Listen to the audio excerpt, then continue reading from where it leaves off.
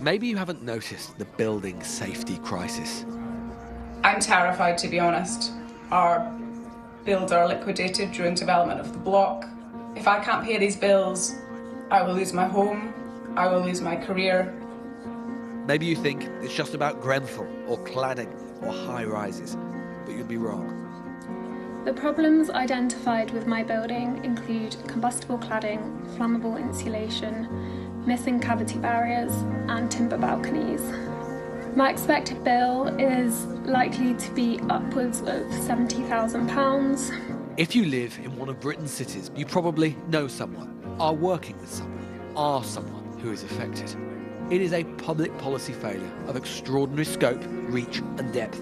But where did it come from? Why is it happening? And why is so little being done to make it disappear?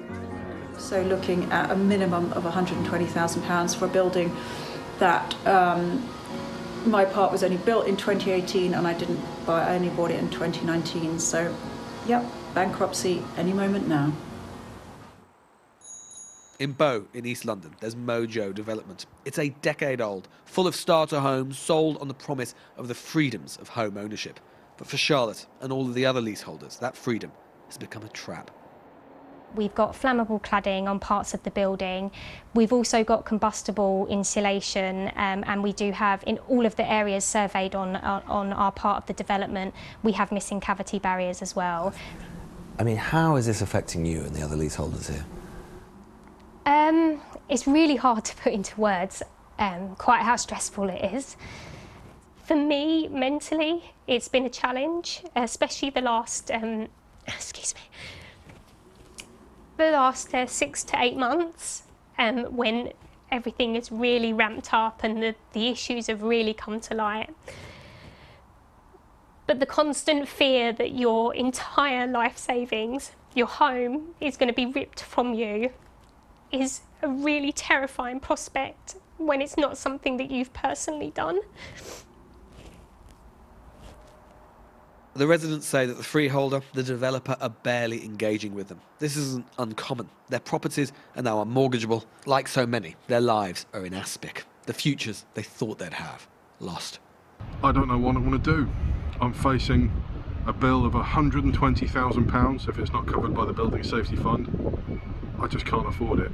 My mental health is deteriorating massively. I've had to take time off work just because the uncertainty. I don't know what's going to happen. What do I do? You need to understand that this isn't about cladding. It started with cladding after Grenfell, but as a result of the checks which buildings have needed to make after Grenfell, including having to have an EWS1 form signed off to prove that the building is safe, all sorts of other problems in building after building have been identified. Flammable insulation, flammable balconies, missing fire cavity barriers. The list has seemed endless. In the analysis that we've done, about 90% of them, the modern buildings, contain combustible elements in the facade, and of that, about 60% of those fail EWS1, so they get a B2 grade. So that's thousands of buildings across the UK. We haven't got a full number for it, but in multiple thousands of buildings. There's around 88,000 medium-rise blocks in the UK. If you think that 1 in 5 high-rises were affected, if you just take that number across, you might have 20,000 buildings in that medium-rise category. And then you would be talking about hundreds of thousands, if not millions of people.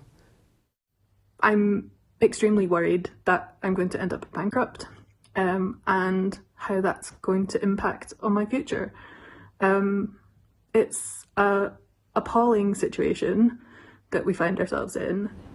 The people we're showing you speak for hundreds of thousands of others. Indeed, they speak for hundreds of thousands of others still, people who don't yet know they have a problem where they live, but they will when their buildings are checked, legally responsible as leaseholders, even though technically they don't own a brick. The question you must be asking yourself is how? How could it be that so many modern buildings could have been constructed so poorly? And the answer lies both in systemic failure in the construction industry, but also on behalf of successive governments who have pursued a policy of deregulation both of the construction industry itself, but also of the building inspection regime since the 1980s.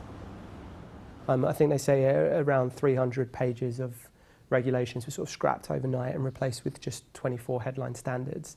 And they gave the industry much more power to figure out for themselves what complied and what didn't. The problem is that when that's combined with an industry that seeks to save money where it can, you end up with a race to the bottom in terms of quality. There's an attitude that just permeates throughout the whole of the industry, which is to do the minimum that we need in each case. Everybody values the cost of the project or what's delivered at the end of the project, but they've not considered the safety measures as they've gone through. So they have deliberately gone about finding the cheapest possible solutions to any of the safety issues as they've gone through the whole of the process. It's very easy for a building to be built in a way that wasn't specified, so there could be a significant divergence between what was designed and what was actually built. The government has offered a £5 billion fund to help with costs, but this is confined only to buildings of 18 metres and above, and then only assists with cladding. It is pledging to replace the system of building regulation. Reforms, they say, will make it harder to pass on costs and easier for leaseholders to sue. Only helpful, of course, if they can afford it. In some ways, the problem is almost too vast. They're reluctant for this, the Treasury in particular is reluctant for what could be a huge blank cheque to sit on the public balance sheet. And so they want this to be paid for privately. And do you think that the much talked about relationship between developers and the government and the Conservative Party, is that part of the picture, do you think? I think what is certainly true is that the government haven't done anything that's upset the developer share prices or anything which the developers have been particularly angry about at any point. Repeatedly, the government has said that developers should pay, but hasn't forced them to do so. These people did nothing more than do what society told them they should: save, buy, invest in their future. The cruelty is that that very act has bound them, that as things stand, they don't have much of a future at all. This scandal, this crisis is the first thing I think of when I wake up and the last thing I think of before I go to sleep. It's completely taken over my life. That's ending that film by Lewis Goodall. Well, we asked Bellway, the developer for Charlotte's building, for a response, and they said they've committed £131.6 million to make fire safety improvements or put in place interim measures at no cost to leaseholders. They said in this case they're reviewing the information and will be in contact with the managing agents. We also went to the freeholder. They said that they had replaced the managing agent, who's since been communicating regularly with leaseholders. They said they'd written to Bellway to request they contribute to remediation costs and have made an insurance claim, as well as the insurers of the building. Well, we're going to hear now from two leaseholders who've been caught up in this endlessly frustrating crisis. Val Peets is from Manchester and Liam Spender's a litigation lawyer speaking on behalf of an action group of residents who are in London. A warm welcome to you both, Val. And I think some of those stories from the film will be very familiar to you. Lewis used that phrase, a life in aspect. And I think you had tried to retire. You had retired.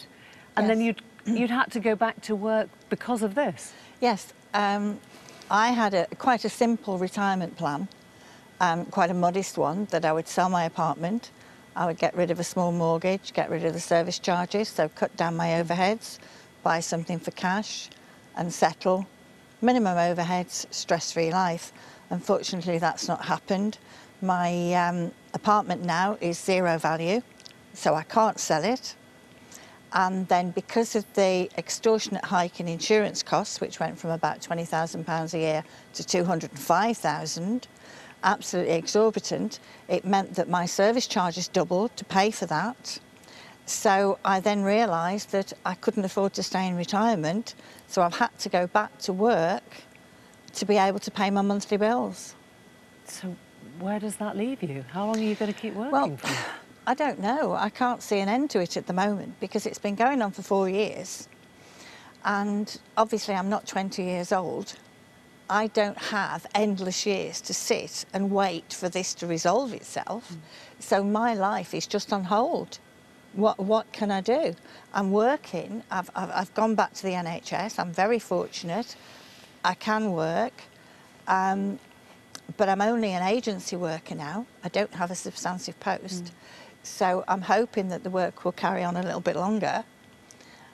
You hope for a resolution, but I can't see an end to it at the moment, not with the way things are. When you retired, you didn't know any of this. No. You didn't know this was round the corner. No. And this is probably what a lot of people are going to encounter when the scale of this becomes clearer. I mean, do you sometimes think about you wish they'd never told you, or do you think I was living in something that was that unsafe for all those years? That's a bit of a twofold thing, really. I think that, how can I put this? We can't legislate against every risk. And I think we now have to take a common sense approach. I don't feel the building that I live in is actually that unsafe. Grenfell was absolutely horrendous. And, you know, we do not want to see that again. And it's right that we've looked at this and we have, you know, tried to sort of remedy the problems that there are. But if you have a reasonably safe, well-managed building that's well alarmed, then I think at some point you have to take a view that how far can we go with all of this? And I know that's a wee bit controversial, but in life we can't legislate against every single risk. And whereas we don't want another Grenfell, and we don't want things that are at that end of the scale, I think the way the government has now approached this domino effect, we've gone completely the other way. Let me bring in Liam. What advice would you be giving? Because you're basically trying to help other residents in this position with your action group. What are you telling them, Liam? We need urgent action from the government. What sort of government do we have leaving a pensioner like Val to go back to work to fix the mistakes of others being civil servants, developers, planners, architects, the people who've actually put these buildings up? And you can't expect leaseholders to pay to put the toothpaste back in the tube, but that's what we're being asked to do. This is a problem made in Whitehall. It needs to be fixed in Whitehall. As Val says, we need to take it by the scruff of the neck, and we need to get a solution that works for everybody. And what do you think that is? I mean, do you think it should be taxpayers? Do you think it should be the industry? Would you just like to see one big lump sum from the government pay out what could be, you know, as we now know, a million leaseholders? What do you think that is? This is the failure of the state, so whichever way you cut it, there has to be some taxpayer contribution, and we've paid our taxes in the same way as everyone else, but the lion's share has to come from the industry, as you showed in your package.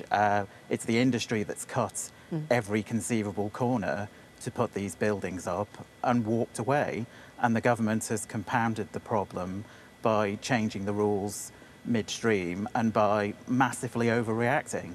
And the bill. So you think that's an overreaction too, do you? Well, it's those aren't my words. That's a précis of what Robert Jenrick told the Commons in July when he introduced the building safety bill. The difference between what I'm saying and what Mr. Jenrick is saying is Mr. Jenrick isn't putting a solution behind his rhetoric.